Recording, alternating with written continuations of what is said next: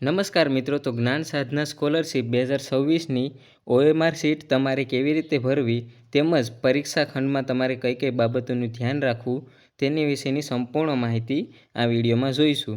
તો આ OMR seat છે જે ઓફિશિયલ OMR સીટ છે જ્ઞાન સાધના સ્કોલરશિપ 2026 માટેની।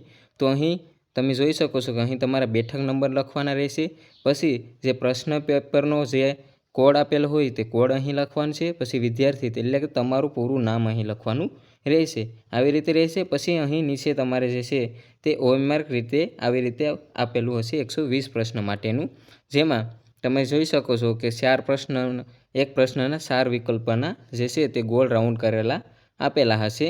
તેમાં તમારે જે પણ સાચો જવાબ હોય, જે પ્રશ્નનો સાચો જવાબ હોય તે તમારે જે પણ આવતું હોય તેમાં સંપૂર્ણ રીતે ઘાટા થઈ જાય તે રીતે તમારે ભરવાનું રહેશે।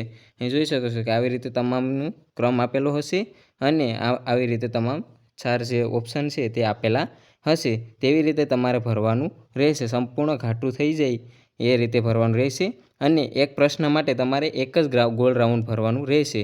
અન્ય કોઈ પણ પ્રકારની તમે ભરશો તો તે તમારો જે પ્રશ્ન હશે તેનો જવાબ સાચો હશે છતાં પણ તમને જે છે તેના માર્ક્સ મળશે નહીં। તેવી રીતે તમારે સંપૂર્ણ પેપર ભરવાનું રહેશે અને પહેલા પ્રશ્નનો જવાબ બીજામાં ન ટીક થઈ જાય તે રીતે તમારે ક્રમવાઇઝ ધ્યાન રાખી અને તમામ ઉત્તરવાહી છે તે તમારે ભરવાની રહેશે। OMR સીટ આખી તમારે આવી રીતે ભરવાની રહેશે અને તમે અહીં જોઈ શકો છો કે તમારે પેન્સિલનો ઉપયોગ કરવાનો રહેશે નહીં, તમે ફક્ત કાળી અથવા બ્લુ પેનનો જ ઉપયોગ કરી શકશો, તે સિવાય કોઈ અન્ય પેનનો પણ ઉપયોગ કરી શકશો નહીં અને પેન્સિલનો પણ ઉપયોગ કરી શકશો નહીં। પછી જોઈ શકો છો કે અહીં તમારે જે છે તમારા વિદ્યાર્થીની સહી કરવાની રહેશે, પછી તમારે જે કોડ હોય છે તે બારકોડ કોડ પણ ચોંટાડવાનું રહેતું હોય છે।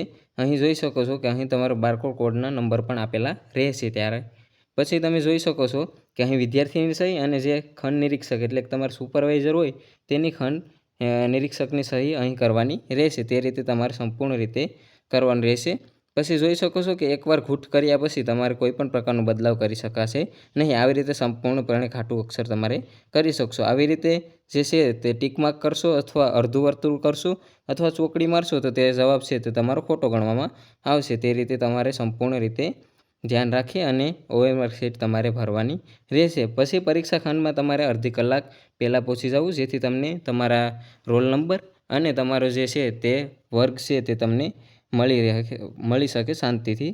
પછી તમે કેલ્ક્યુલેટરનો ઉપયોગ પણ નહીં કરી શકો અને અન્ય કોઈ પણ પ્રકારનું જે છે તે સાહિત્ય પણ તમને અંદર લઈ જવામાં નહીં આવે, એટલે તે બાબતનું ધ્યાન રાખજો।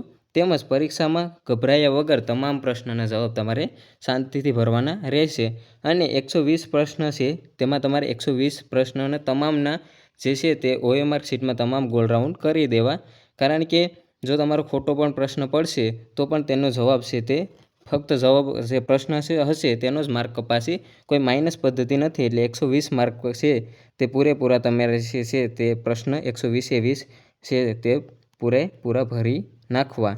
અને આના વિશેની કોઈ પણ અન્ય તમને મૂંઝવણ હોય પરીક્ષા ખંડમાં તો તમે જે છે તે ત્યાંના ખંડ નિરીક્ષકને પણ, તમારા પરીક્ષા ખંડમાં જે સુપરવાઇઝર હોય તેને પણ તમે પૂછી શકો છો। તે સિવાય કોઈ પણ પ્રકારની મૂંઝવણ હોય તો તમે મને કોમેન્ટમાં પણ જણાવી શકો છો આ પરીક્ષા બાબતે।